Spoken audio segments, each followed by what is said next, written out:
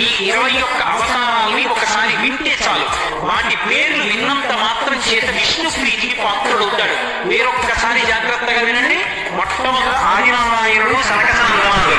దాని తర్వాత వచ్చినటువంటిది యజ్ఞవరాహావతారం, యజ్ఞవరాహావతారం తర్వాత నారదుడు, నారదుడి తర్వాత నరనారాయణుడు, నరనారాయణుల తర్వాత వచ్చినటువంటిది కపిలావతారం, కపిలావతారం తర్వాత దత్తాత్రేయావతారం, దత్తాత్రేయావతారం తర్వాత యజ్ఞావతారం, యజ్ఞుడి యొక్క అవతారం తర్వాత వృషభావతారం, వృషభావతారం తర్వాత వచ్చింది మృదుమహారాజు గారి అవతారం, మృదుమహారాజు గారి అవతారం తర్వాత వచ్చినటువంటి అవతారం మత్స్యావతారం, తర్వాత కూర్మావతారం, తర్వాత